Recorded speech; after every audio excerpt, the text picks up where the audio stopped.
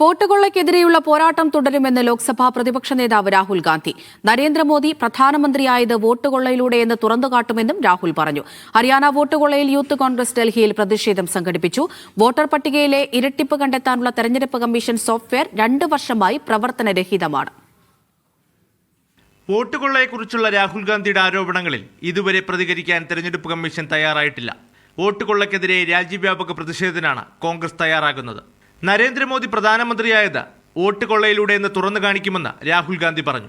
हमारे पास बहुत सारा मटेरियल है, वो प्रोसेस हम चलाते जाएंगे कि नरेंद्र मोदी चुनाव चोरी करके प्रधानमंत्री बना है, बीजेपी चुनाव चोरी करती है. അതിനിടെ രാഹുൽ ഗാന്ധിയുടെ ആരോപണങ്ങൾ ശരിവെക്കുന്ന കൂടുതൽ തെളിവുകൾ പുറത്തു വന്നു. വോട്ടർ പട്ടികയിൽ ബ്രസീലിയൻ മോഡലിന്റെ ചിത്രമുണ്ടായിരുന്ന ഗുനിയ എന്ന സ്ത്രീ 3 വർഷം മുമ്പ് മരിച്ചുവെന്നാണ് കണ്ടെത്തൽ. അതേസമയം വോട്ടർ പട്ടികയിലെ ഇരട്ടിപ്പ് കണ്ടെത്താനുള്ള തെരഞ്ഞെടുപ്പ് കമ്മീഷന്റെ സോഫ്റ്റ്വെയർ 3 വർഷമായി പ്രവർത്തനരഹിതമാണ്. അതിനിടെ ഹരിയാന വോട്ടുകൊള്ളയിൽ യൂത്ത് കോൺഗ്രസ് ഡൽഹിയിൽ പ്രതിഷേധം സംഘടിപ്പിച്ചു. യൂത്ത് കോൺഗ്രസ് ദേശീയ അധ്യക്ഷൻ ഉദയ് ഭാനു ചിപ്പ് അടക്കമുള്ള നേതാക്കളെ പോലീസ് അറസ്റ്റ് ചെയ്ത് നീക്കി. മീഡിയ 1 ഡൽഹി.